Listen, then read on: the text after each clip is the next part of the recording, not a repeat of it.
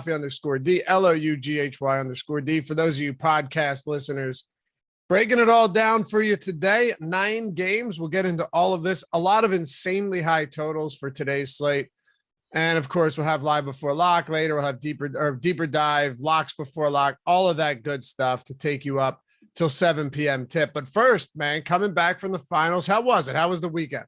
I mean, the weekend was good. The final itself was frustrating. It was just like, it was a really tough slate because the pricing was like really sharp, which is good. Like normally you notice pricing gets better like the weekends of finals, but then you had late news where Dallas was shorthanded, Houston was shorthanded, and the Pels were shorthanded. So like that was pretty much the only value was like guys from those teams. And so it was like you either had to just get completely off the board or you were just playing really similar lineups. Because like the crazy thing was like on a normal slate, you could like if you fade 3 guys that are like 30+% owned, you naturally are gonna have a somewhat contrarian team. But like for me, the total ownership on my lineup was like 390%. But I faded a 32% owned Alvarado, a 56% owned Kleba, a 40% owned Dinwiddie. Like normally you're contrarian if you get away from those guys. So it was tough. Crazy. I mean, yeah, it was. I played Najee Marshall. Like I thought he might start, and at the least I thought he was going to play a lot more with the Pels news. And so like he was 10%, which was nice. And yeah, the only real regret I have is my initial lineup. I had Mitchell Robinson at center, and I didn't like love it. He just kind of fit and obviously had a high ceiling. And then around that, I basically had a Dallas game stack and a Houston game stack. And I was like, all right, well, if I'm stacking the Houston game, why not just make Mitchell Robinson, KJ Martin Jr.? And that ended up being like a 30-something point difference. So that cost me like $60K. But that was the only thing that I regretted. Like I didn't like how popular my lineup was, but I went back and looked that night and I was like, with one lineup, I wasn't really my goal was never to just play something super contrarian. So I was never gonna get that far away from what I did. I saw the lineup. I thought it looked good. Yeah. And I get the KJ Martin thing. I ended up with some like Jalen Green that day just because of how much New Orleans I had as well. Yeah. But you still profited, right? Like you needed, what did you say you needed to get? What? I think I pretty much broke even. I think I spent between 40 and 50K to get there, and I cashed for 40. Okay. And you had a good time. Yeah. Nashville's always a good time. What do you do down there? What did you do down there? So, I mean, I actually took it kind of easy compared to, how live finals normally go. But they took us out to dinner Thursday night, went to a nice steakhouse. Actually, the guy that won was sitting like 2 seats down from me. And I didn't even know him. I didn't. Josh and I were talking about it. I didn't really know much about that guy. I knew his screen name because he's been on fire. He won the NBA Millie a couple of weeks ago. Like a couple months ago, I got 3rd in PGA and he got 1st. So like I knew the name, but I had never met him. Didn't put the face with the name. And it wasn't until like I saw him win that I was like, oh, that guy was sitting like 2 seats down from me at dinner. And then we went out to the bar after. I figured introducing myself at that point was a lost cause because he wouldn't remember. So still haven't actually met the guy.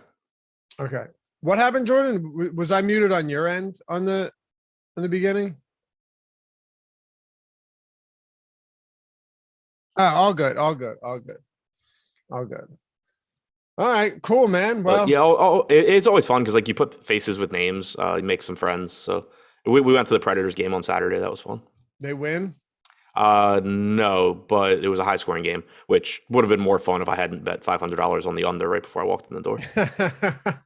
Betting unders and then going to the game is like, the worst thing you could do. So I was gonna bet the over. And we're standing around getting ready to go out the night before, and I'm standing there with Justin McMahon, and he goes, Adam, who's the guy that won, just texted me that he knows the Preds equipment manager and that they always come out really sluggish on like early afternoon, like day games. Matinee games?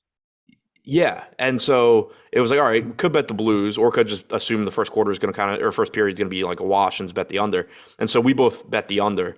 And then we're sitting next to each other at the game as there's 8 goals scored in the first period and a half. And it's just like, all right, well, that was a huge waste.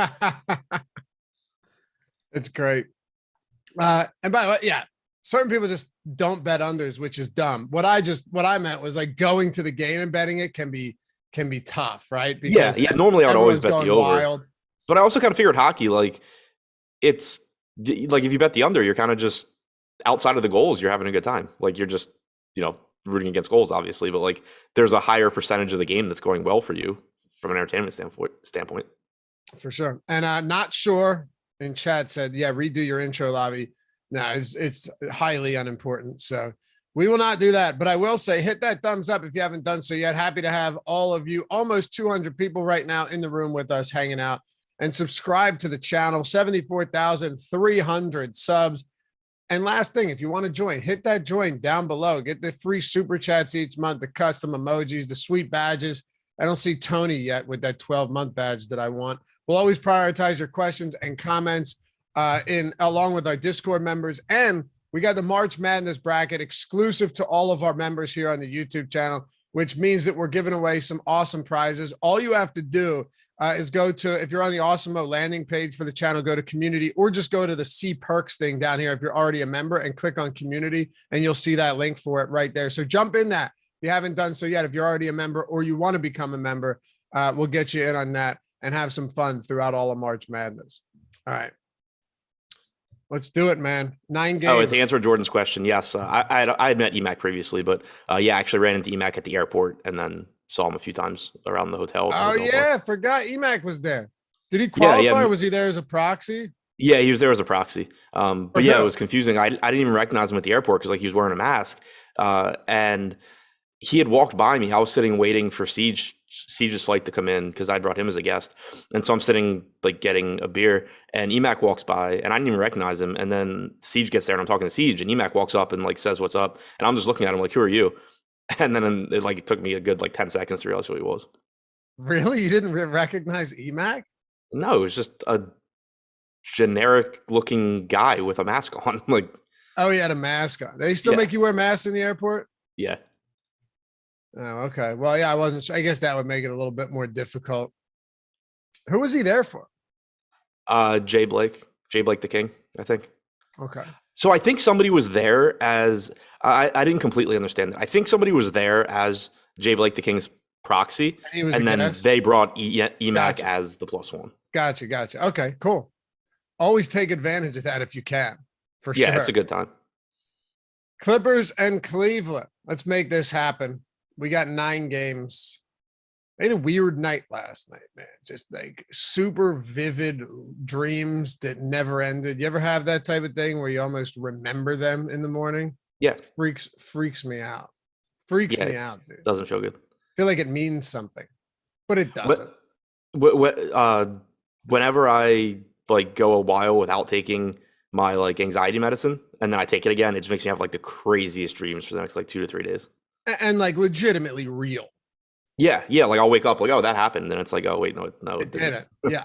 I used to get something really bad called sleep paralysis that people, if you haven't experienced it, you don't know what it is, but where you're actually stuck in the position that you're actually in and your eyes are open, and people will laugh at this. Look it up though. It's the most horrifying thing you'll ever experience. And a figure comes over and hovers above you and starts reaching down at you, but you're stuck. You are stuck in the exact position you're sleeping, Adam.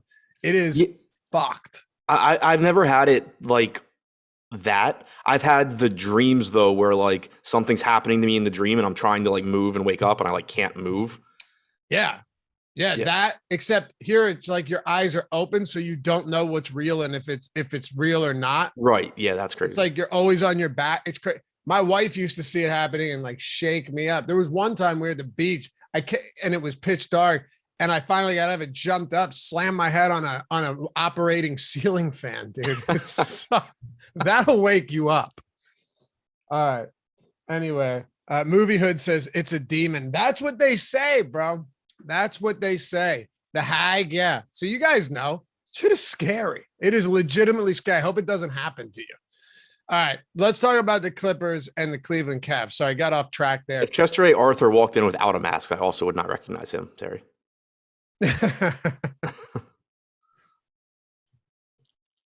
No chance. No chance. All right. Robert, are you just assuming that Covington's out again today with this personal issue? For now, yeah. Sounds good. Okay. So I would think so as well. They're 6-point dogs against Cleveland coming into this one. I guess the question at this point is when do the Clippers get to price points where we're like, yeah, you know what? I think I'll pass. I mean, I think for the most part, well, they had, but then they started running a little bit tighter rotation out, and then obviously Covington being out has an impact on that as well, just because it's a body. But I think for the most part, they're kind of at those points now. Like Zubac's price tag is up, Morris is kind of mediocre. Coffee's cheap at 3,700, Kennard's at 4,400. So both of those prices look good, but in general, I think it's kind of difficult. Just to get to anyone from the Clippers? Yeah. Do we have Reggie Jackson playing? I mean, we should. Okay. He's doubtful, right? Oh, Reggie is? Oh, I did. When did that news come through? I don't know. Must have been. Hold on. Because if Jackson's out, obviously that makes a huge difference. Is he confirmed? Is he actually doubtful, Jordan? Where you see that on the injury report? I mean, the actual injury report's not out yet. Right. Basketball Monster hasn't listed as doubtful, but for rest. Right. Okay. That's why. Okay. Because they did play yesterday. So second of a back-to-back. All right. Well, then if he sits, that kind of changes everything, right? Yeah, exactly. That's excellent. Yeah, because I was looking at that, but I was like, I don't know. Maybe I missed news and he is playing. Like, I was obviously traveling yesterday, so I didn't see much. But yeah, I mean, if he's out, that obviously changes a lot because you're getting more minutes for Terrence Mann at 5K. Amir Coffey looks better at 3,700. Kennard should play more at 4,400. It's also a usage bump for Marcus Morris, so that $5,600 price tag looks a lot better. So if he does end up being out, then it's totally different. Who do you think gets the most run here, and who do you think starts at the point? Mann, probably. My guess for the starting lineup would be Mann, Coffey, Batum, Morris, Zubats, but then Kennard gets more run off the bench. Brandon Boston should firmly be in the rotation at 3K as well. Yeah, watch Boston starts or something like that. Yeah, I mean, crazier things have happened, but that's a spot we got to pay attention to. With Cleveland, you've got a lot of guys that are questionable too. Hang on, and one other thing to clarify, like I haven't seen any report about him not playing, so I don't really know why. I haven't either. That's why I was a little bit confused by that, but maybe there was. I wasn't certain of the speculation because it's not like Jackson usually sits on second end of back-to-backs. Right. That's why I don't know like where it's coming from. If there was a quote somewhere that I missed, I know like his DraftKings blurb doesn't say anything about it. Okay. So just, I guess to sum it up, like if Jackson's out, it's a big deal. All of the normal rotation guys end up looking a bit better. If he's in, then it's sort of just like Coffey, Kennard, Morris, Mann all look okay, but not like priorities at all. All right. Yeah. So we'll just pay attention to that. At the Dynasty said Clips always rest guys on back-to-backs. Has Jackson not been playing back-to-backs though? I mean, no, I have no idea what they're talking about. He just played a back-to-back on the 8th and 9th, played 40 minutes on the second end of a back-to-back. 14 and 15, he played 38 and 37 minutes. He played 30th and 31st, 31 minutes on the second of a back-to-back. So, and then the 25th to 26th. So I don't know, dude. We'll see. If he's out, he's out. You know what to do. If he's not, you know what to do. Karis LeVert, questionable. Marketing, questionable. Rondo, doubtful. Dean Wade, questionable here. And obviously Jared Allen's still out on the Cleveland side, Adam. So at this rate, we've had a good idea of what to do with this team when Jared Allen and Karis LeVert have been out. Darius Garland is just one of those guys that last two matchups, to be fair, well, the one against Miami specifically wasn't particularly easy, but his usage is still really high. It's a tough spot though. This should be one of the lowest scoring games on the slate. I would think the Clippers aren't where they are because of their offense. They're a good defensive team, 211 total here. If all of these questionable guys end up playing, that kind of makes most of these other options just obsolete in a sense, because that would mean that they're almost entirely healthy outside of Jared Allen. Yeah, it would make it pretty difficult. I mean, you can still take tournament shots on Garland because 9K is still a decent price tag for someone as good as Garland is, but ideally, if you're playing him, you're getting LeVert out. It's more of like if LeVert's in, then Garland's price is decent. If LeVert's out, though, I think that price looks pretty good. I mean, we know that in the minutes he's played without Sexton, without Rubio, without LeVert this year, you're talking about like a 28.5% usage rate, a 42% assist percentage. Both of those numbers would take at least a little bit of a hit the more minutes he plays alongside LeVert. So that matters. Evan Mobley's rebounding percentage goes up without Jared Allen. 7,700 for him, I think, is pretty much correctly priced, but playing a lot of minutes, getting more rebounds certainly has a ceiling there, but nothing I'm going out of my way to get to. Kevin Love, playing time, like all you have to do is look at like the last 3 games to get a feel for, how inconsistent his playing time is. Played like 33 minutes last game, 21 the game before that, I think even less the game before that. So you can't be confident at all his salaries come up, but there is a ceiling there, but we're also talking about a 9-game slate. Then let's keep going. Let's talk about Denver and Philly. Speaking of resting guys, is it possible that the 76ers rest Embiid today? So he doesn't get embarrassed in the MVP race by Jokic? I would pay attention to it at least. He played 41 minutes last night. Absolutely no reason that game should have gone to overtime, but it did, and he crushed. I mean, he had 35, 16, and 7 with 2 blocks and a steal, so not bad. Shot terribly, though, but free throws make up for that. So we can talk about that in a second. Again, no reports on whether or not he will, and I think if you're Joel Embiid, like you just said, Adam, this guy, I don't think there's any way he wants to sit against Nikola Jokic, given all of the hype and talk around him and Jokic in the MVP race. I think that's just the kind of guy he is. Yeah, but I mean, if he wants to win the MVP, he'll sit. Can't have that tape of him just getting wrecked. I mean, this is clearly not. You don't actually mean this. I mean, I think Jokic is better than Embiid. I don't think it's going to be like some one-sided game, though. It's going to be fun, though. I'll tell you that much. Yeah. I mean, I just hope he plays. What I'm saying is, I think if they try and sit him on the back-to-back, he's going to be like, "I'm playing." Yeah, especially, I mean, because did they end up losing yesterday? No, they won. Oh, they won. Okay. Yeah. Yeah, I was gonna say if they had lost, like, it would be even more so. Like, I want to go get a win, but yeah, especially because I thought they were going to come out and smash yesterday after that embarrassing loss to Brooklyn on national television, and they did it. Right. So, yeah. I mean, I have the same read as you. Like, from a personality standpoint, I'd be very surprised if he's cool with sitting here. Yeah, for sure. But we'll start with Denver then. At this point, I don't know how you don't have interest in Nikola Jokic. And for what it's worth, Aaron Gordon is questionable here. But Jokic basically pulling no ownership at all today.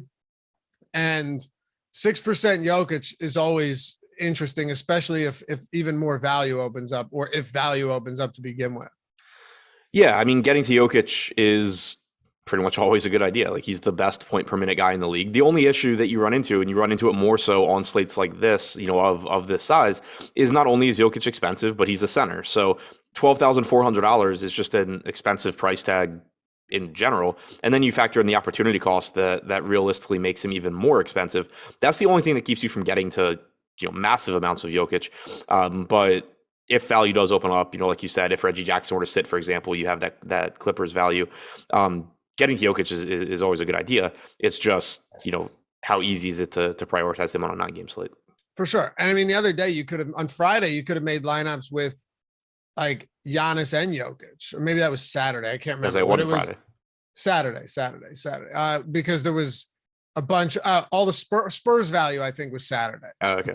Right. So you had a bunch of these cheap Spurs players, and yeah, because I mean, for me, like the kind of the way I'm looking at it right now is like, if you just look, at the top end, you have Giannis, who he projects probably a little bit behind Jokic, but he gives you power forward eligibility. Murray's a point guard. LeBron has forward eligibility. Harden has guard eligibility if you want to go there. There's plenty of point guards to pay up for. So it's just an example, as usual, of you can pay up at other positions and then you still have some strong mid-range center options to get to from a roster construction standpoint. For sure. All right. So outside of Jokic, though, this is pretty ugly. I mean, especially if Aaron Gordon is active. This whole game really is not great for DFS purposes now that a lot of these prices are up. Yeah, I agree. If we assume, all the Denver guys are in, it's pretty much just the Jokic show, as it normally is. I mean, you don't get Jokic does so much from a playmaking standpoint, rebounding, scoring, that you would need other guys to basically just get there based on minutes. But when you talk about Aaron Gordon, Will Barton, Monte Morris, typically you're talking 28 to 30 minutes for those guys. So even though their price tags are reasonable, it's just really difficult to ever prioritize getting to them when everybody's in. On the other side, I mean, if somehow Embiid, I don't think he will, but if he were to sit, James Harden becomes basically just an auto play. Yeah, and if Harden sits, Embiid becomes better as well. Right. But if Harden sits, you get the same conversation we just had about Jokic with Embiid, where he looks really, really good, but and Harden did expensive. sit the last back-to-back for what it's worth. What'd you say? Harden did sit the last back-to-back for Philly against Miami. So that I'm curious to see if that was because of a back-to-back or because they were in Miami. What do you mean? What? What do you mean? Well, are you saying like he was hungover? I kind of agreed with the joke. I saw somebody tweet before that game that was like they wanted to get Harden a day somewhere, and he was just like, "Yeah, I'll take Miami." Yeah, I saw that too. Yeah, but at the same time, I'm pretty confident it was just because remember they didn't play the guy until after the All-Star break. Like they could have. He was good, but they're definitely they're handling him with kid gloves. So yeah. Like I think. I don't think it was a situation where like he did something stupid in Miami and couldn't play. Right. I think it was probably I think it's totally possible that it was like, hey, you're taking a day off sometime in the next 3 games. Where do you want to take a day off? And he was like, I'll go hang out at Live in 11. But so my point is they can handle him with kid gloves, but I don't necessarily think he's just resting every back-to-back the rest of the year. No, he can't at this point. But he played 44 minutes last night, so it's yet to be seen. I wouldn't be surprised, but also if I wouldn't be surprised either way. If he's playing 44 minutes too, like if his playing time is ramped up that high, who cares anyway? But I guess what I'm saying is if both of these guys play on a 9-gamer with a lot of other top tier talent, I think it's tough to get to anyone for Philly. Right. I think if they both play, you're kind of just looking at using Embiid and Harden in tournaments, hoping that one of them just throws up a massive game. But it's pretty difficult to get to anything else. I mean, yeah, it opens up efficiency for Maxey, but his price tag hasn't dropped. Harris's price tag hasn't really moved that much. So yeah, there's not really much if they're both in, I don't think. All right.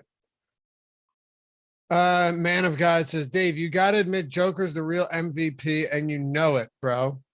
Yeah, I mean, I don't know, man. In the games that Embiid has missed this year, the Sixers have like a 15% winning percentage. So would it be the same thing with Jokic? Probably, but Joel Embiid, also a stellar defensive player, but most people just want to look at offensive production. Also, Jokic isn't bad defensively anymore either. What's that? Jokic isn't bad defensively anymore. I don't think he is, but Embiid's good. I mean, sure. Like Embiid's top 5 in defensive player of the year odds right now too. So yeah, maybe not. He was, but I don't know where he is. Look, I don't really care about it, to be honest with you. I think the only reason I care about it is because I love Jokic, and it annoys me how much people just like write him off. Like they say like he only won last year because multiple people got injured, when he realistically was having like one of the best seasons anybody's had recently. And then this year he's even better, and people are just like, oh yeah, well he's not athletic, he's not good, he's whatever. Yeah, I don't know. It frustrates me how much people just like overlook Jokic. If you go into the comments under any one of these NBA guys, you'll see pretty equal, hatred or appreciation for Embiid or Jokic. It's just like it's absurd how much like you could just have a tweet about Jokic and then the comments are Embiid better, or an Embiid tweet and then it's Jokic better. These people are destroying the world. Did you see that the White House is now briefing popular TikTok performers on how to handle news for the Ukraine situation? I told you, man, we live in hell. I got to the hotel last night. I turned on the TV, and whatever news channel it was on, that was the headline. I was just like, what the hell is this? And kept going. I told you, dude. Like, I didn't even listen. I didn't bother trying to read what was happening. I read the headline twice and was just like, I'm going to sleep. They're basically briefing them on how to disseminate or distribute information to all of their 15-year-old followers. And in order to, I don't know, man. Look up Project Mockingbird. Get back to me. All right, let's talk about Portland. Portland Trailblazers, but I know you find that funny. I mean, especially right after you and I talked about it last week. Yeah. It's like we got the 30 of the most popular TikTokers, and we're gonna teach them how to talk about Ukraine. Portland and Atlanta. Portland, nobody's healthy. You were on this for a while. Just all right, let's sit as many guys as we can. Anthony Simons remains out. Justice Winslow remains out. Josh Hart, man, how about that? Coming off a 44-point game. Woo! Yeah, made me 1,000 on that game because I took Blazers money line. Nice. Oh, it must have been nice to bet down there in Tennessee. Yeah, the only thing is like and the same thing happened when I was in New York. I'm so not used to it. Like I'll be watching a game, but I like forget to look for live lines, or like I was sitting at the hotel bar when Seth Curry became questionable 30 seconds before tip yesterday. And like my immediate reaction wasn't to go try and fire bets on like Dragic overs. For sure. Because I'm just not used to it. No, it happens. It's weird. But once it opens up in Maryland, it'll just become like second nature. Right. You know, like Sixers live line yesterday, they were 4.5-point dogs when they were down 12 at the end of the first half, and they still almost didn't pull it off. But there's a lot of good spots you can get to. Either way, Josh Hart, he's basically all they have. I don't think I'm saying anything outrageous when I say that he is the only actual like basketball player that they have right now. Josh Hart. Yeah, he is. I mean, he should get plenty of opportunities. He's expensive now. Yeah, the issue is he's expensive, and Portland is terrible. I mean, now they're going into Atlanta. Not that Atlanta's a great team, but clearly better than Portland. The issue you run into with Hart is the same thing you were seeing with Simons before he went down.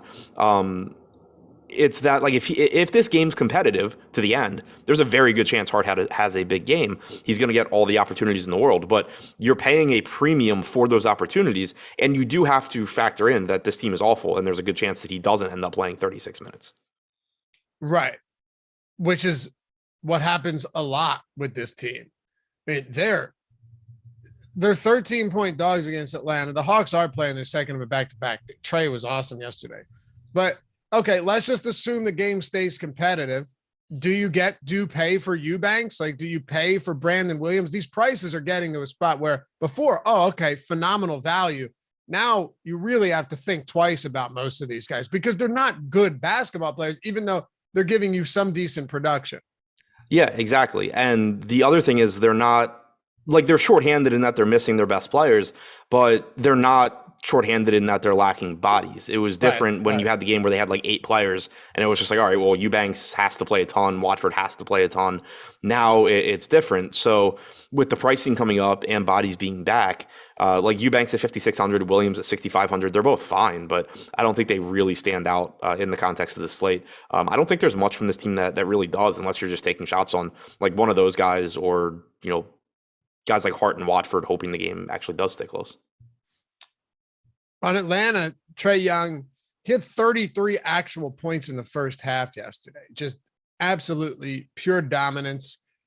I do worry that they don't need to play him as many minutes today on the second of a back-to-back, but in the event that doesn't end up being an issue, Trae Young has got, one of the best matchups right now that you're going to find in the entire league. Yeah, absolutely fantastic matchup. Good price tag. With Collins back, you do see a little bit of a decrease in usage, but the assist percentage goes up a little bit. Slight drop off in per minute production, but not a massive drop off or anything. And if Portland manages to stay in this game, you're probably talking about 35, 36 minutes. So, he looks good if this game stays close. Is there anyone else we want to talk about for this team? Of course. Well, here's the thing. John Collins is a game time decision. So that definitely plays into this one for sure. We saw Okongwu yesterday with a nice game. I saw our CEO, Tom Kennedy, up towards the top before I fell asleep with a bunch of Okongwu lineups. Bogdanovich, Gallo, Kevin Huerter, all of those guys, if you lose John Collins today at their respective price points, that mid 4K price points, Okongwu is down in the low 3Ks. It's different than when we had a 5-game slate yesterday, so they're not going to be as popular, but that might open up a little bit here for Atlanta if Collins sits again on the second of a back-to-back and didn't play yesterday either. Yeah, and he has an impact on Young too. Like I was saying, if Collins Yeah. is in, it's a slight decrease for Young. If he's out, it's a bump. If he's out, you're talking about more minutes for Gallinari, more minutes most likely for Bogdanovic. So those guys would look better. You got a 28-minute split, or at least pretty close to it between Capella and Okongwu yesterday. We had seen Capella be a much better play without Collins previously. That would be the case here as well. So yeah, and if Collins is in, he's 5,500. Like you're probably talking 28, 30 minutes from him in a really good spot at 5,500. So he does have an impact here. I think Collins is actually probably the best play from this team if he's in. Landis says doing an NBA preview show at this time is actually counterproductive. Now, I disagree. Plus, a lot of people like it, but we're not really making as many definitive statements as we are just talking about what the case would be in the event that players are in or out. And not everybody has the opportunity to watch these shows at like 5 o'clock, or 6 o'clock. So some people get their information here, they absorb it, and then they keep in mind what the scenarios are and how they play out and what decisions to make based on that. So, something for everyone, but you don't have to watch. Anybody else for Atlanta? No, a lot just depending on John Collins here. All right. Hey, hit that thumbs up too for those of you guys that do like to watch this. We're almost at 100. Got almost 400 people watching. Appreciate you guys hanging out with us every morning here. Or if you're watching after the fact, leave a comment down below. What's up to you guys too? Charlotte -9 against OKC, 231 total, 231.5 total in this one. Charlotte outside of Hayward, who's been out, they're essentially healthy here, but pulling some ownership at them just because it's, an OKC team that Josh and I talked about it yesterday. They were top 10 in defense before the trade deadline. And then over the last month, more injuries have piled up and they've been way worse. We're still waiting on whether or not some of these guys play, like Wiggins and Kenrich Williams and Favors, not to say it matters, but I'm assuming that these guys just remain out. So we'll see. Maybe not Wiggins, but Kenrich Williams and Derek Favors for whatever that's worth. So on the Charlotte side, do you want to pay up for any of these guys? I don't think that any of them individually look great, but I do think that they're still at reasonable price points. We've talked about LaMelo at this $8,500 or give or take, price tag for a while. There's a really high ceiling. The issue has just been the playing time, whether it's a combination of fouling or just not playing that well. It wasn't really a competitive game against the Pels on Friday, but didn't play down the stretch, even though like Bridges and Rozier were still in. So it's just tough to expect more than like 30 to 32 minutes from him. The argument for rostering him is that, it is a good matchup. And if he does happen to play well and get 34, 35 minutes, he can absolutely destroy the salary. Same goes for Terry Rozier, who is going to probably give you 35 to 37 minutes. But at 8,100, he's someone that like his price tag's getting bumped up a little bit because of LaMelo constantly being in foul trouble or constantly not playing as many minutes. If Terry Rozier is going to play 6 to 7 minutes more than LaMelo, then he's pretty productive because he's getting a nice chunk of minutes without Ball out there. If you get a game where Ball cuts into that and plays 34, 35, then it basically leads to Rozier being overpriced. But I think that either one of them have pretty high ceilings here. The pricing on Bridges is fine. PJ Washington's salary is a little cheap for the minutes he plays, but I do have a couple concerns with him. For one, he only played 24.5 minutes last game. He did have 4 fouls, but you also had Jalen McDaniels back. And so I'm not overly confident that Washington keeps giving you those 34 to 36 minute games with McDaniels back. The other concern with Washington is that he's much, much better as a fantasy option when he plays center. And his rebounding rate takes a massive hit when he plays alongside Plumlee. I think that goes for Harrell as well. His usage takes a hit. So it's a situation where the matchup is good. The price tag is pretty favorable, but I do have some questions about how many minutes he plays going forward, and his production does take a hit in this lineup with the way it's currently constructed. Who was that picture of on the super chat $100 bill, Jordan? Really? Hold on, let me rewind this. Oh my God. Oh, that is gnarly. Woo. That was from the Dynasty. Said, F that. I appreciate the early show. I'm busy during the day, so this helps give me the time to start thinking through the slate and assess how to play it if I decide to play it. Thanks for the super chat, man. Yeah, it's not for everybody. Some people like to do it a little bit later. That's cool. And then someone made a handle called Loughy's sleep paralysis demon. So that's good. It hasn't happened in a while. I think I exercised it. We're in good shape. All right. On the OKC side, SGA just, continuously doing his thing. It really is remarkable that outside of that one game against Minnesota the other day, Adam, he just drops 30 actual points every single night. Like, it's just par for the course at this point. Yeah, he's fantastic without Giddey. He's got like a 36% usage rate, 33% assist percentage. He's averaging about 1.5 fantasy points per minute. You get a good matchup here against Charlotte. 10-4 looks very good. I think that if John Collins is out for Atlanta, it makes Trae Young and SGA very comparable, and I would pay a lot of attention to ownership if I'm trying to decide between the two. If Collins is in, I do think it moves SGA a little bit ahead of Young, but you still want to pay a lot of attention between those two just because they have a very similar range of outcomes, and there probably shouldn't be a massive ownership discrepancy. But if Collins is in, I do think that SGA should be the higher owned of the two. I would think so. And of course, the rest of OKC starts to get littered with just garbage from a fantasy perspective. However, Bazley and Roby are still relative. Roby killed me yesterday. That was brutal, but Bazley had a monster game. And these guys, if there's one thing you can say about them, whether you're getting consistent production or not, is if you look at just the rest of the center or the front court positions, there really isn't that much there. There's Sard, but Favors is probably out again. Robinson Earl has been out for a while. Muscala is out and has been out. So there's the real potential in close games for these guys to continue to play really big minutes. I mean, Bazley played 38 minutes yesterday. Isaiah Roby only played 16, but he had been playing huge. Was there a reason for that? I was just looking. I mean, he only had 2 fouls. Foul trouble. Yeah, I don't know. I think the reason is OKC is awful and just does dumb shit. I don't know. Yeah. Well, I'm just saying, he had been playing big minutes, 36, right, and 37, 34. Right. And then yesterday you get 38.5 from Bazley. Right.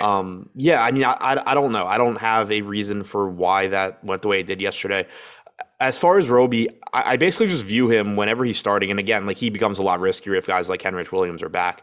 But assuming that the guys that have been out are still out, if Roby's starting and playing well, he can get you 30 plus minutes, and he's around a fantasy point per minute guy. He also got power forward eligibility on DraftKings, which is really useful because that had been the thing recently that was difficult with Roby was, he'd be like 5K at 5,500 center only, and he'd be difficult to get to, but then, he'd just wreck you if he played 30 plus minutes. Now with power forward, it does make him easier to get to. He is still risky though, just because this is a bad team. He can get in foul trouble, all of that, but certainly a very, very high ceiling, and getting power forward eligibility is really nice. Aside from those guys though, it's pretty difficult. Is there anybody else for OKC? Yeah, it's pretty difficult outside of those two. If I were to go anywhere else, you can take some shots at Bazley at 5,300, hope that he gets mid-30s in minutes again. You can take shots on Trey Mann at 5,200, but he takes a huge hit playing alongside SGA. So I think the priorities are SGA and Roby, and then Bazley would be the third guy. Bazley does intrigue me though, because Charlotte rebounding is very bad. Centers bigs really have just annihilated them on the board. So it is one of those spots that maybe Bazley does come in and at that price point, play big minutes again and have a strong game. But last night certainly feels like an exception to the rule for Bazley, but 5,300, I really don't hate it. I don't hate Yahoo Daily Fantasy Sports either. Hopefully you guys have already signed up and taken advantage of that promo code. But if you haven't, actually, it's not even a promo code. Just click the link in the description below or the one that Jordan's about to put in the chat right now and get a free month of Awesemo Plus Platinum when you sign up. I think all you have to do is deposit $10 and enter a paid contest. Okay. But we'll also, Yahoo's going to give you $10 back in free play. So that wipes it off the table. You're clean slate and you have $90 free value, Awesemo Plus Platinum, everything on the site. Ownership, boom, bust tool, top stack, lineup builder, player projections for whether it's basketball, baseball, hockey, MMA, NASCAR, PGA, esports. If they have contests out there, we got content for it. And Yahoo just has great payout structures. Their management fee rake is lower than anywhere else you're going to find it. I think you'll enjoy playing over there on top of all of that. So take advantage of it. Get the free month, but you got to use the link in the description. Take advantage of that, the tools, everything. And if you want to expedite the process, you got to deposit, I think 10, and then enter a paid contest. If you email us at support@awesemo.com, we'll try and speed that up for you and get you in as quick as possible. So Yahoo Daily Fantasy Sports sponsor the strategy show. Get in there, use that link, and get your free month of Awesemo Plus Platinum in the process. All right. Next up, let's go to the who do we have? Minnesota and San Antonio. Timberwolves. There's a 239.5 total. I'm telling you, we got a lot of totals that are up there today. Hell, Milwaukee, Utah is at 235.5. But start with Minnesota. You do have some guys that are still questionable, like Pat Bev with the shocking. ear. Sorry, what's that? I said shocking because half the teams on the injury report every day. I know. I mean, Edwards is probable. Jared Vanderbilt is already out, so we know that. At this point, it's guys like McLaughlin, Naz Reid, Pat Beverly. Those are the ones that we're waiting on, specifically Patrick Beverly. Yeah, the Beverly news is big because, you're talking about more minutes for McLaughlin, potentially for Noel, who we know is a good point per minute guy. More minutes for Malik Beasley if Beverly is out. So that from a minutes, it's not that he affects rates a whole lot, although if Beverly's out, you do expect a higher assist percentage for D'Angelo Russell. It's that Beverly being out would open up minutes for some relatively cheap pieces elsewhere. If Edwards is out, I think he's probable, right? Yeah, Edwards is probable. He is probable. Yeah, if he were out, we know that's a bump for Russell and Towns, but we should be expecting him to be in. He looks fine at 7,600. You know the type of ceiling you're getting with Edwards. I think Russell looks fine at 7,800. Towns looks good at 10-2. The only thing is, like, whenever Towns, Russell, and Edwards are in, they're good tournament plays because one of them certainly is capable of just going nuts, and it is a good matchup against San Antonio. The issue you run into is that they're just not as favorably priced as you'll find elsewhere on the slate where teams are missing players. Right. That's kind of an issue. And the matchup is good. I mean, this should be a really fast-paced, high-scoring game. But yeah, it doesn't open things up like other spots. Now, in the event that, like, let's just say Beverly's in, and then all of the other pieces are kind of an afterthought at that point. Vanderbilt's already been ruled out, and Edwards is probable. Do you want to get to any of the guys up top from a Towns who's a lot more expensive than Russell and Edwards, but does anyone appeal to you in this spot? Yeah, I mean, it's the three at the top, they all appeal to me. It's just, it's hard. I guess what I'm saying is, like, I can't point to one of them and say, like, oh, I'm playing a ton of D'Angelo Russell today. Right. It's more so like Towns, Russell, Edwards as a whole. Yes, I like them. It's a really good matchup. It's a good game, all of that. But from an exposure standpoint, I'll probably, kind of be spreading it out amongst the three of them, particularly Russell and Edwards, since they're a little bit cheaper and have multi-position eligibility. But yeah, they all look good. There's not just one guy, though, that I can look to and say, like, this is the guy. Like, he's clearly underpriced. Beverly himself at 5,100, if he's in, would be fine. Like, you're likely to get around 28 minutes from him if this game's competitive. He's only 5,100. The other issue you kind of have with Minnesota is that they have been so shorthanded with multiple guys missing games recently that Malik Beasley's up to 4,800. So, like, if Beverly's out, Beasley looks okay. He's likely to give you around 30 minutes or so, but the price tag has come up. Same goes for Jaden McDaniels, who should play more minutes without Vanderbilt. His salary's adjusted to where he's 4,900. So it becomes more so like if Beverly is out, you have a $3,400 McLaughlin, maybe he ends up looking like a good value. But for the kind of next guy up type players like Beasley, their salaries have adjusted already. DeJounte Murray, this is a pretty interesting spot for him too. I mean, yes, but once again, if you're looking at the top tier players, Jokic, Giannis, LeBron, this is the second of a back-to-back. They got their dicks kicked in yesterday in Phoenix. I mean, not even competitive. Did you see Devin Booker's quotes? No, what'd he say? So I think the gist of it was they asked Anthony Davis if his groin injury in the postseason last year was the reason the Suns won. And Anthony Davis said, everybody knows that's the case. And so then they asked Devin Booker about what Davis said. And Booker said, I think it was, if ifs were a fifth, we'd all be drunk, followed by, if my aunt had something between her legs, she'd be my uncle. And basically, that every team has issues and that he finds it like hilarious that Davis says that, basically his injury is why they didn't win. If you're Davis, you probably just shut up on that, right? Right. Like it was just kind of like a corny answer from Davis. From Davis, yeah. Yeah. Yeah, I don't know. I've never heard that if ifs were fifths. I'm very familiar with if your grandma had stones, she'd be your uncle. I think Yeah, that's yeah. The ifs were fifths was new to me, but I appreciated it.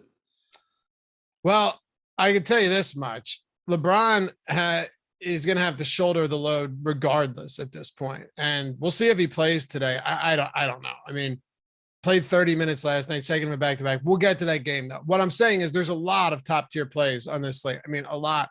But DeJounte Murray still looks pretty good in a game with a near 240 total. Yeah, he does. He's not quite as expensive, as guys like Jokic and Embiid point at all. I mean, he's 10-8. I honestly think that's pretty close to being underpriced. He's played 1,112 minutes now without Derek White on the floor, 1.55 DraftKings points per minute, 28.5% usage rate, 44% assist percentage.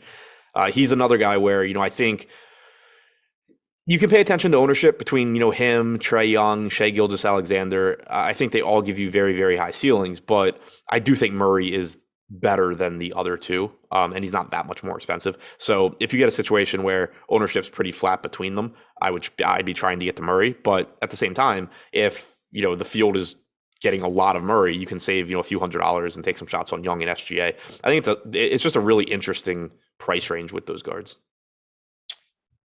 Do you want well, I guess it doesn't really make a difference because you have no Doug McDermott, you have no Bates D up today. Keldon Johnson's pulling a little bit of ownership. Lonnie Walker, Devin Vassell, Jakob Poeltl, all these guys are just coming in basically in the single digits. Is there anything else you want to talk about for the Spurs before we keep it going? Not specifically. I think that the rest of, the main rotation pieces, Poeltl, Johnson, Vassell, Walker, they're all playable in that this game could just go absolutely nuts. And, one of these guys just has a really big game. Like the opportunities are going to be there. The reason that none of them stand out despite the total is that they're a little bit overpriced for their medium projection. And so it's another situation where I can't just point to it and say, oh, Devin Vassell is going to shoot 75% today and be a great play.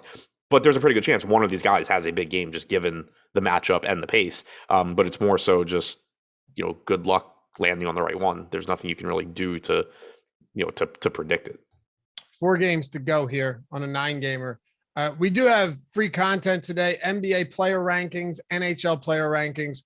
All of that's free. You don't need to sub or anything in that respect. You can just go over there, hop on and check that out. Also, you've got March Madness coming up. What are we, couple days away, Thursday, few days away. So take advantage of it. March Madness, everything you need for March Madness. We've got you $29.95. It's the early bird discount. Get you $10 off for today and tomorrow. If you use the promo code MADNESS. Good. I'm glad it's not like, show me those March Madness picks, please. All caps. Just madness. All caps. One word. Let's keep it simple. Madness. It gets you the projections for everything for DFS. It gives you the optimal bracket page tool, the player usage data sheets, gives you daily betting picks in Discord and on Matt and Ben's sheet, Discord Q&A with all of our betting experts. So use the promo code MADNESS, all caps, gets you $29.95 for full coverage for all of March Madness, not just a week or anything like that. Everything for the entire tournament, everything we just talked about. You should be able, I'm hoping we have it set up where you can just go to awesemo.com. We do awesemo.com/promos. Just click on it. All right. Just click on it. Simple as that. All right, Adam, let's keep it moving here. We got 4 games to go. Washington and Golden State. So let me ask you this when it comes to Washington, and we are expecting Draymond Green to debut today. Is there anybody now that Kristaps Porzingis is back that pops for Washington? Whether it's, Kuzma at a pretty high price point or Porzingis, is there anybody now that he's in the rotation that is solid today?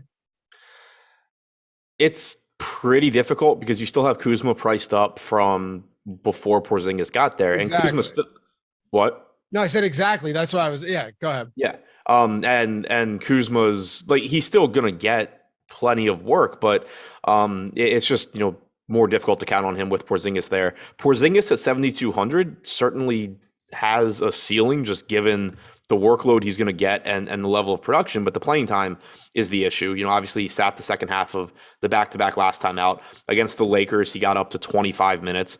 It's hard to expect him to play more than like 26 to 28 minutes here. So even though he's going to get a lot of opportunities and I think is going to produce at a very high point per minute rate with Washington, it's just still difficult to pay that price tag. He's at 1.43 DraftKings points per minute through his first 72 minutes with Washington, 30% usage rate. I think, you know, he continues to produce at a really high rate. It's just 7,200 in 25, 26 minutes is tough. KCP, Kispert, Smith, none of these guys are particularly inexpensive anymore either. And now you get a wrench thrown into the works with Draymond Green returning. To be fair, he's going to be limited today. And really, Golden State, up until recently, hadn't really been pulling much ownership, but you're still without Gary Payton II, which really, that's it. I mean, I don't think Dre plays more than 24 minutes, if that, today, right? He's been out since, I think, the 9th of January. So, yeah, go ahead. I just don't think he's going to play more than low 20s if he gets there. Yeah, I was going to say, I think that's a pretty reasonable expectation. As far as the rest of the team, like Clay's almost 8,000 now. Right. I was gonna say, as far as the rest of the team, it's tough because it is a good matchup against Washington, but Curry's 10K. He like that's kind of cheap in that he can absolutely torch this Washington team.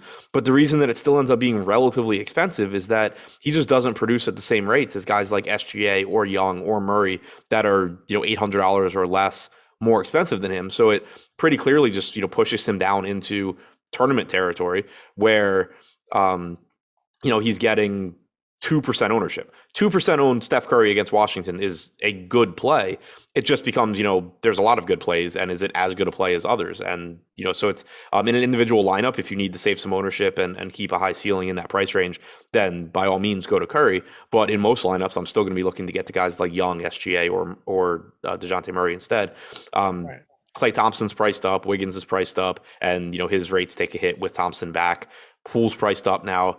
If you want to take some shots at Kevon Looney, that's okay, but I expect him to be hurt a bit by Draymond Green. So I don't really see much here outside of rolling the dice on Steph, maybe in some large field tournament lineups. Agreed. And yeah, Klay's coming off a huge game. It's nice to see that he got his shooting back underneath him.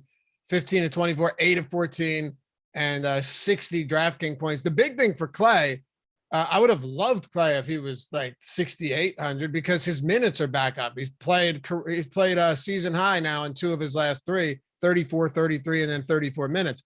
That's nice. But almost 8K at this spot is tough for a guy that does largely rely on scoring, even though his peripherals have looked okay. Yeah, I mean, the ceiling is there. Like if Washington, if Washington comes out and defends Steph the way the Bucks were, then Klay ends up looking like probably one of the best plays on the slate. But I don't have any reason to think Washington is going to just face guard Steph Curry off ball all around the floor the entire game and let Klay shoot open threes. Right. You know, but this team definitely does give you that situation where, you know, we've talked about other teams as well. From a median projection standpoint, nobody's going to look that good. But in any individual game, you can have Steph just, you know, nail 12 threes. You can have Thompson hit 10 threes. Like there's massive volatility in the performance, particularly for those two. Yep. You know it. All right. Chicago and Sacramento. One other thing, people are talking about Jordan Poole. So I don't know if Green will start today since I expect him to be limited. In general, I think that a lot of the time you'll have a closing lineup where Draymond Green's closing instead of Looney. So you're getting Curry, Thompson, Wiggins, Poole, and Green. But I mean, at 6,500, you're still talking about Poole competing with Steph and Klay for shots. It's not really a price I want to get to much anyway. Okay. Another game that should be high scoring. You got Chicago and Sacramento. I mean, this is most interesting because Zach LaVine was out last game with that knee. And then if you end up having Zach LaVine sit again today, you're not getting DeMar DeRozan priced for Zach LaVine out, right? We had seen DeRozan's price come up considerably higher than this. In 1,000 minutes, he has a 37% usage rate with LaVine off the floor this year. I'm not looking at the games without LaVine, but in the minutes he's played without LaVine, 37% usage rate for DeMar DeRozan, 1.34 DraftKings points per minute. Yeah, and even if you put Vooch on the floor for those minutes. He's played 436 minutes. He has a 31% usage rate, 25% assist percentage. I would expect their minutes to more or less be staggered. But yeah, it's a bump for DeRozan. It's a good matchup against Sacramento without a doubt.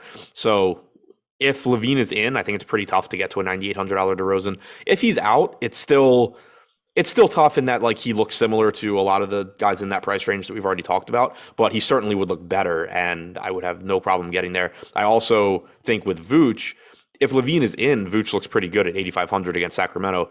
If Loughran is out, he looks even better. Vooch has averaged 1.3 DraftKings points per minute without Loughran on the floor this year.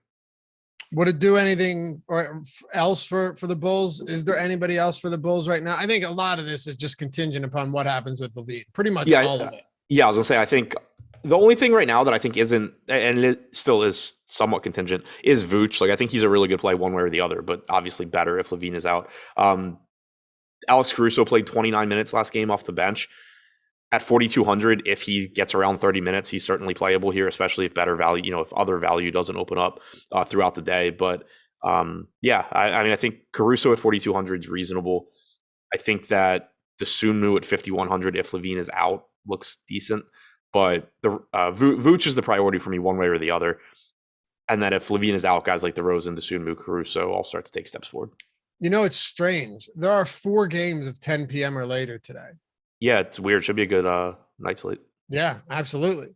But let's just hope there isn't too much pending news for these games on the late night, because yeah, it's very strange. You have of 9 games, almost half of them are 10 p.m. spots. Yeah, we'll see. Yeah, weird slate. I mean, should be a plus EV slate for anyone that's going to be around their computer and has a decent late swap strategy. Yeah, you would think so, for sure. Now, on the other side of this game, you've got Sacramento. Sabonis was suspended and he had a personal thing going on, but he's back, which means just this entire team is healthy. Outside of like Justin Holiday, maybe being out there, and Alex Len or something like that. But for the most part, the real impact players, call them what you want, Fox, Sabonis, Barnes, and everybody else getting good minutes off the bench, they're all going to be active tonight. Yeah, I mean, the Holiday piece matters in that if he's out, it helps solidify minutes for the rest of that group that we always talk about with DiVincenzo, Mitchell, Jeremy Lamb. They would all most likely play a bit more. DiVincenzo started the second half last game. He's 4,500. So, maybe you get him as a value piece opening up. Mitchell at 3,500 would probably play more minutes if Holiday is out. So it is a team that I think you can get some value from if Holiday's ruled out, even though Holiday himself isn't a particularly useful fantasy option. That being said, he is only 3,400 on DraftKings and likely to give you 28 to 30 minutes if he's in. So I'm never going to sit here and say like, oh, Justin Holiday's a great play. But $3,400 Justin Holiday is a price point where I probably will take some shots if he's in. And then it's easy enough, to swap to Mitchell, or assuming you have other roster spots still open at 10 p.m., to DiVincenzo, stuff like that. So I think it is worth noting that price tag. As far as the actual good players here, De'Aaron Fox at 9,700, we know he gives you a very high ceiling, but I don't think he's quite in that same category as SGA and Young and Murray. So pretty difficult for me to prioritize him. So Sabonis, if this game's competitive and he's not in foul trouble, is likely to give you, 35, 36 minutes. The problem is that's a big if. He's been fouling at a really high rate since coming to Sacramento and playing all of his minutes at center. Now he has to deal with Vucevic on the other side. He's also only center eligible at 9,200. So fine in tournaments, but for example, I have a really hard time saying I would pay an extra $700 for Sabonis over Vooch. Jordan just told me that the amount of people in our March Madness bracket doubled since we started this show. That's what I want to hear. If you're a member on the YouTube channel, get in there. Just go to the landing page here for our Awesemo channel, or just click See Perks, and then you'll see the community tab and that first link for the YAHOO March Madness bracket. Jump in there. There's no reason not to. Plus, we got some awesome prizes that we're going to be giving out to all of you guys who are members here on the channel. If you want to get in on that, one of the perks we have of joining it. So yeah, don't forget about that. All right, 2 games to go. Milwaukee and Utah. Adam, the Milwaukee Bucks. This game has a really high total between the Bucks and the Jazz. But I want to know, where does Giannis slot in for you among all of the other top tier options today against the Jazz? And once again, I'll point out, Jazz, good defense, but still This has one of the highest totals on the slate today in Utah.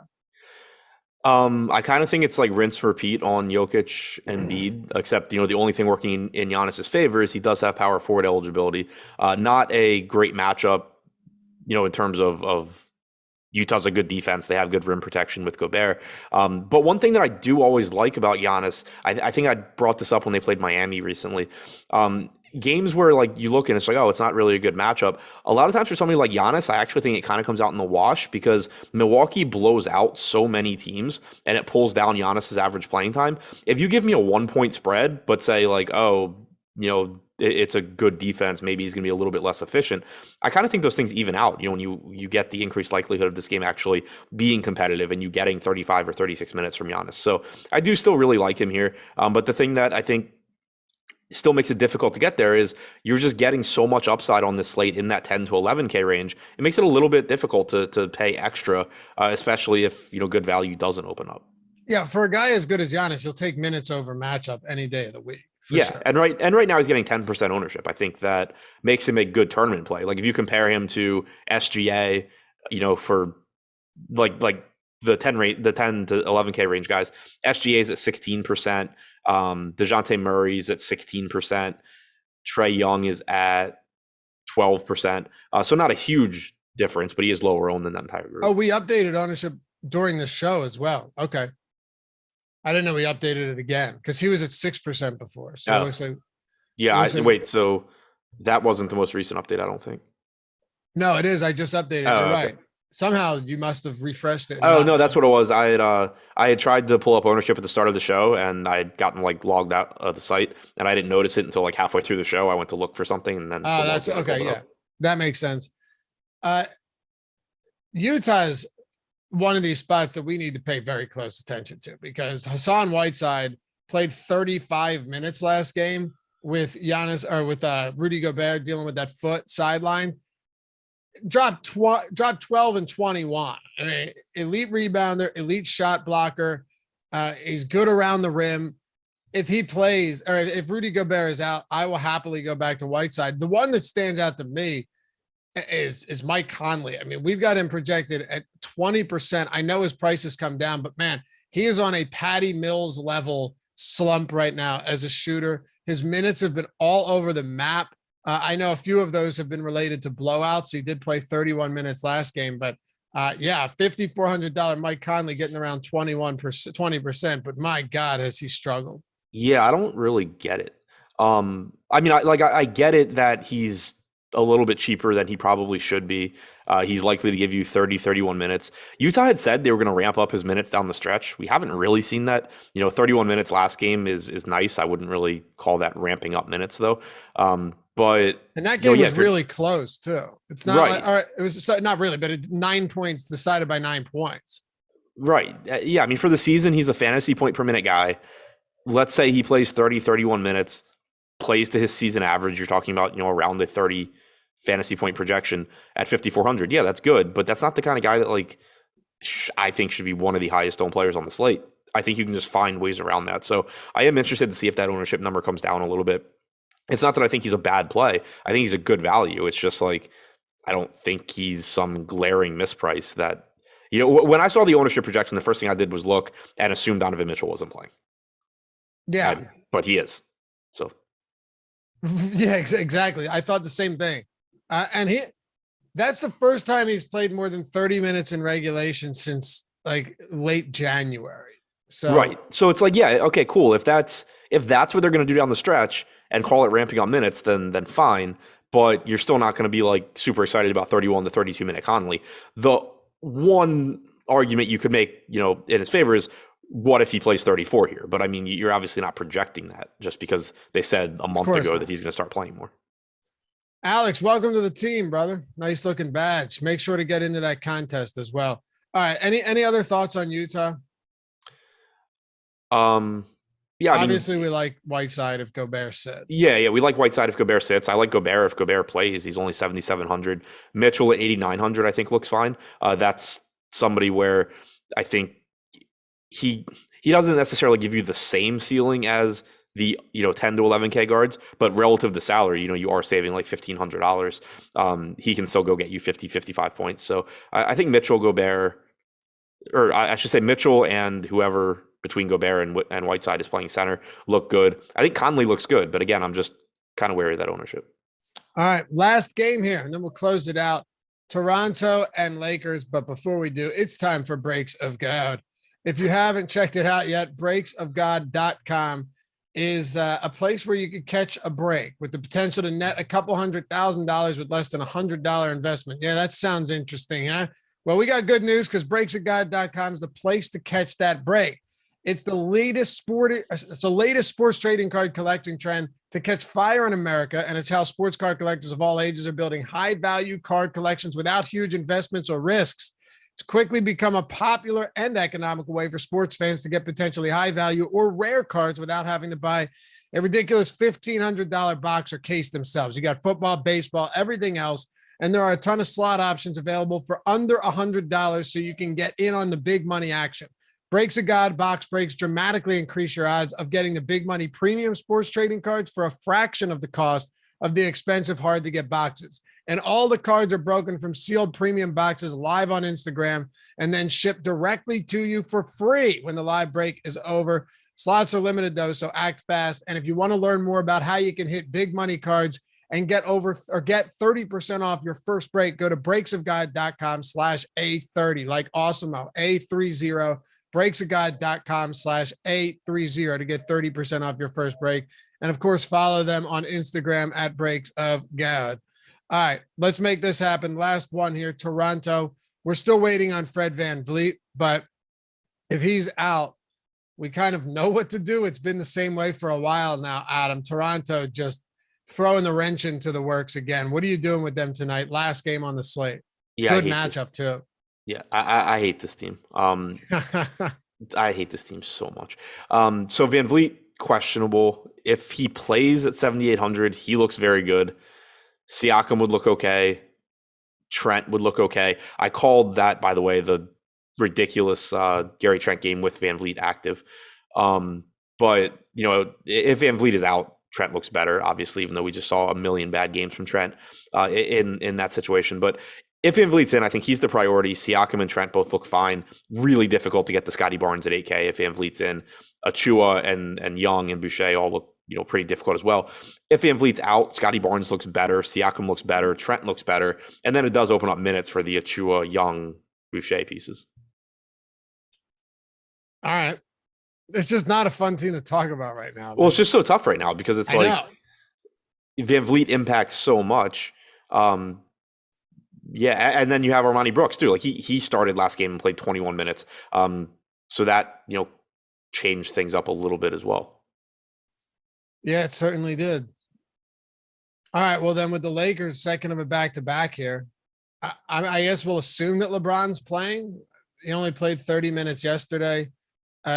Russell Westbrook just continues to be a stain on the fabric of the daily fantasy community. I'm kidding. I owe a lot to Russell Westbrook. That man has been fantastic for many years. Hell, I was sticking up for this guy the other day. Everyone talking about how bad he is, but there were times there where Russell Westbrook was the only guy every night. If there's a top tier guy you're playing, it was Russell Westbrook. Not the case anymore, Adam. And he's priced at 9,200 today. I don't know if this is DraftKings preemptively pricing him up with the expectation that LeBron sits, but there's very little reason that Russell Westbrook should have jumped $1,100 overnight based on his recent production. Yeah, I don't know. I kind of assume they hired his mom to do pricing or something because it makes no sense. If LeBron's out, 9,200 is fine. It makes sense, but it's not even like you're looking at that and saying I have to play Westbrook here because he's just been so bad. He's around a 1.15 fantasy point per minute guy without LeBron, should play 34 minutes. If that's the case, yeah, sure, whatever, play some, but it's not like it really stands out. But if LeBron's in, I think it's essentially unplayable. Basically, this team, if LeBron's in, you can play some LeBron at 12K, but I still, if I can, would rather get to Giannis, would rather get to Jokic, would probably rather get to Embiid. But LeBron's positional eligibility does make it a little bit easier for then for guys like Jokic and Embiid. Very, very high ceiling, around 1.5 to 1.6 DraftKings points per minute. The reason I prefer the other guys, if I can get there, is just that they still produce more fantasy points per minute. So LeBron, if he's in, I think is a good play, but he's priced pretty much correctly. And if he's in, it also takes away from essentially everybody else on this team. Everybody else. Yeah, we have everyone else projected less than a 1%. So Detroit Tigers says 7,600 on FanDuel without LeBron would work. Yeah, of course. Yes. Yep. Of course. Well, not necessarily work. Like, it would look like a good play. It pretty yeah. I think he's saying like, okay, that works. You know? Yeah. The problem with FanDuel is that you're kind of starting with like -10 with Westbrook, and then you have to work your way up from the turnovers. I know, it's brutal. And he's not a good shooter, man. I saw this compilation video of all of the shots that he took. Did you see that, Jordan? I see you shake. I see you. I almost felt bad. Like, Adam, it's all from this year, and he's just shooting them, and they're all going off the top of the backboard. Yeah, it's been brutal. Like, not even close. These shots. I'm talking like if you or I were out there in a professional game, that's probably what our shots would look like. You know, I mean, I'd at least airball it. Like it's more embarrassing to hit the top of the backboard than to airball it, I think. Yes. It just looks more ridiculous. It just like bounces up there and then it hits the metal behind it. Yeah, and then you have to stop the game and everybody's annoyed. Stop the game. Yeah. Yeah, like at least you airball at the center, just catches it and you get back on defense. Right. Maybe, I mean, he's never been a great shooter, but it honestly seems like the guy has the yips or something. Yeah. I mean, it's bad. But anyway, appreciate you guys hanging out with us today. Make sure to hit that thumbs up before you go. And if you haven't done so and looked at what we've got coming up today, I can tell you, you got the, is there no NHL strategy show today? There's only one NHL game, so I don't know. Well, that would make sense then. But you got Locks Before Lock at 4:30, NBA Deeper Dive with Greg and Adam at 5, and then 6 o'clock, Josh Engelman and myself taking you up to Lock. And then, of course, the Post-Lock show. Hang out with us. We'll have a good time till 7:30. As always, stick around and check out Adam's tournament videos later today, my betting video over on the Odd Shopper channel, and everything else we've got going on. Shout out to Jordan Klein, too, for producing today's show. Catch you back here tomorrow. Peace.